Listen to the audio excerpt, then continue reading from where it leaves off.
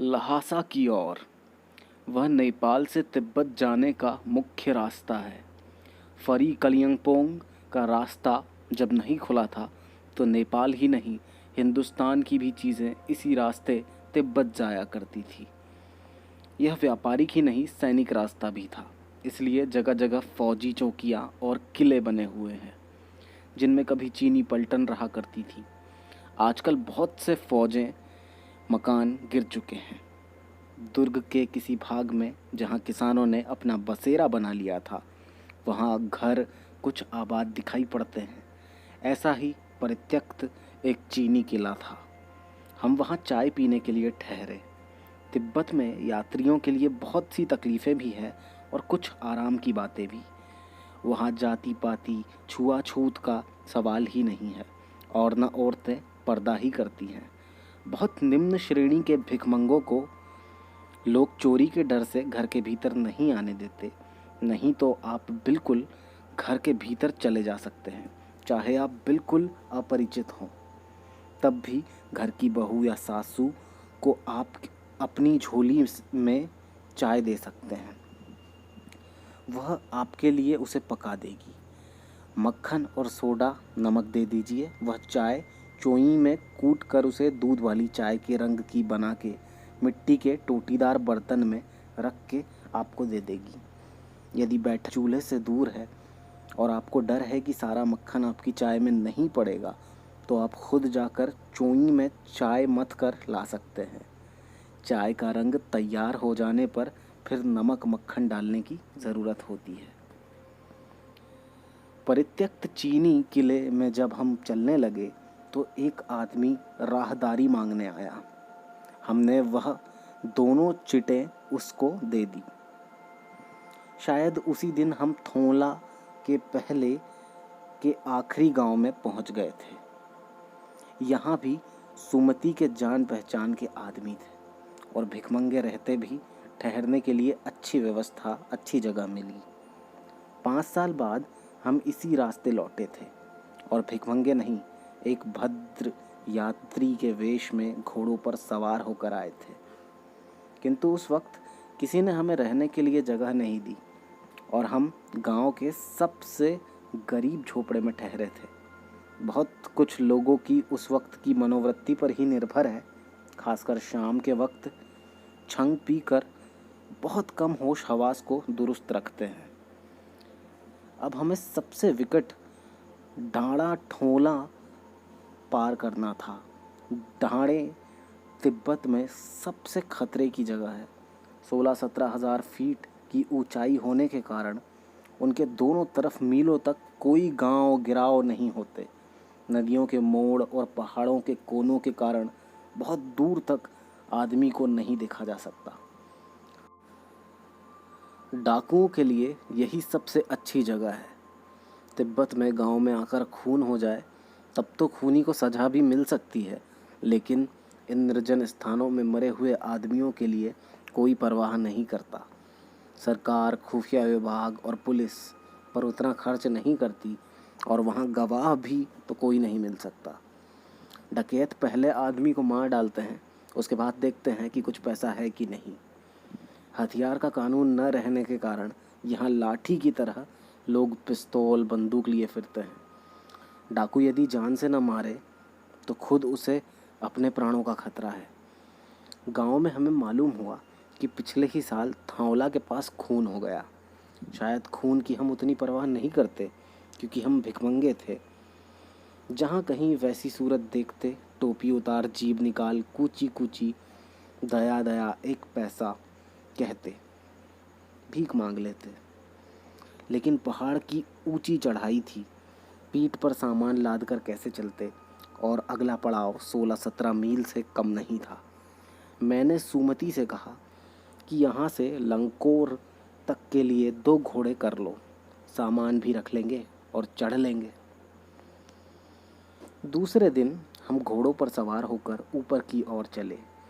ढाड़े से पहले एक जगह चाय पी और दोपहर के वक्त ढाड़े के ऊपर जा पहुँचे। हम समुद्र तल से 17-18 हज़ार फीट ऊंचे खड़े थे। हमारी दक्षिण तरफ पूरब से पश्चिम की ओर हिमालय के हजारों श्वेत शिखर चले गए थे।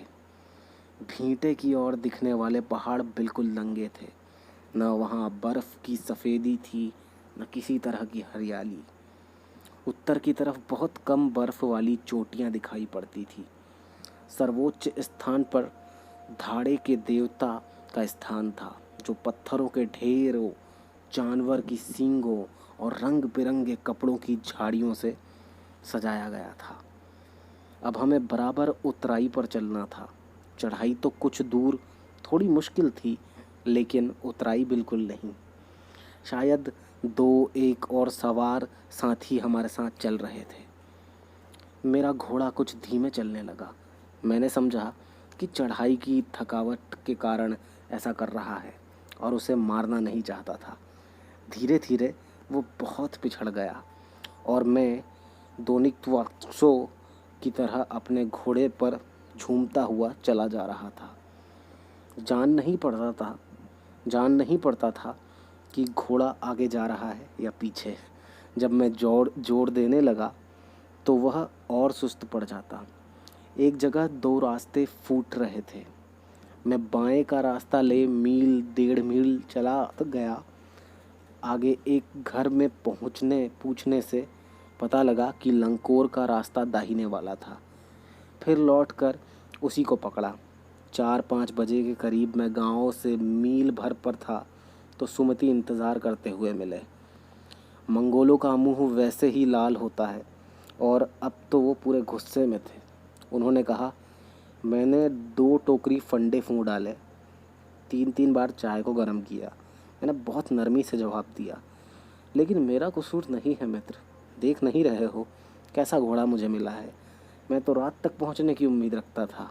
खैर, सुमति को जितनी जल्दी गुस्सा आता था उतनी ही जल्दी वो ठंडा भी हो जाता था। लंकोर में वह एक अच्छी जगह पर ठहरे थे। यहाँ भी उनके अच्छे यजमान थे। पहले चाय सत्तू खाया गया, रात को गर्मा गर्म थुक्का मिला। अब हम तियरी के विशाल मैदान में थे, जो पहाड़ों से घिरा टापू सा मालूम होता था, जिसमें दूर एक छोटी सी पहाड़ी मैदान के भीतर दिखाई पड़ती थी। उसी पहाड़ी का नाम है तियरी समाधि गिरी। आसपास के गांव में भी सुमति के कितने ही यजमान थे। कपड़े की पतली पतली चीरी बत्तियों के गंडे ख़त्म नहीं हो सकते थे, क्योंकि बोध गया से लाए गए कपड़ों के ख़त्म हो जाने पर किसी कपड़े से बोध गया का गंडा बना लेते थे। वह अपने यजमानों के पास जाना चाहते थे। मैंने सोचा, यह तो हफ्ता भर उधार ही लगा लेंगे। मैंने उनसे कहा कि जिस गांव में ठहरना हो उसमें भले ही गंडे बांट दो, मगर आसपास के गांव में मत जाओ। इसके लिए मैं तुम्हें लहासा पहुँच कर रुपये दे दूँगा। सुमति ने स्वीकार किया। दूसरे दिन हमने भरिया ढूंढने की कोशिश की, लेकिन कोई न मिला। सवेरे ही चल दिए होते तो अच्छा था, लेकिन अब 10-11 बजे की तेज़ धूप में चलना पड़ रहा था। तिब्बत की धूप भी बहुत कड़ी मालूम होती है। यद्यपि थोड़े से भी मोटे कपड़े से सिर को ढाक ले तो गर्मी ख़त्म हो जाती है। आप 2 बजे सूरज की ओर मुँह करके चल रहे हैं। ललाट धूप से जल रहा है और पीछे का कंधा बर्फ़ हो रहा है। फिर हमने पीठ पर अपनी अपनी चीज़ें लादी, डंडा हाथ में ले लिया और चल पड़े। यद्यपि सुमित के परिचित तियरी में भी थे, लेकिन वह एक और यजमान से मिलना चाहते थे, इसलिए आदमी मिलने का बहाना कर शेखर विहार की ओर चलने के लिए कहा। तिब्बत की ज़मीन बहुत अधिक छोटे बड़े जागीरदारों में बटी है। इन जागीरों का बहुत ज़्यादा हिस्सा मठों विहारों के हाथ में है। अपनी अपनी जागीर में हर एक जागीरदार कुछ खेती खुद भी करता है, जिसके लिए मजदूर बेगार में मिल जाते हैं। खेती का इंतज़ाम देखने के लिए वहाँ कोई भिक्षु भेजा जाता है, जो जागीर के आदमियों के लिए राजा से कम नहीं होता। शेखर की खेती के मुखिया भिक्षु नमसे बड़े भद्र पुरुष थे। वह बहुत प्रेम से मिले। हालांकि उस वक्त मेरा भेष ऐसा नहीं था कि उन्हें कुछ भी ख्याल करना चाहिए था। यहाँ एक अच्छा मंदिर था, जिसमें कंजूर बुद्ध वचन अनुवाद की हस्तलिखित 103 पोथियाँ रखी हुई थी। मेरा आसन भी वहीं लगा। वह बड़े मोटे कागज पर अच्छे अक्षरों में लिखी हुई थी। एक एक पोथी 15-15 शेर से कम नहीं रही होगी। सुमति ने फिर आसपास अपने यजमानों के पास जाने के बारे में पूछा। मैं अब पुस्तकों के भीतर था, इसलिए मैंने उन्हें जाने के लिए कह दिया।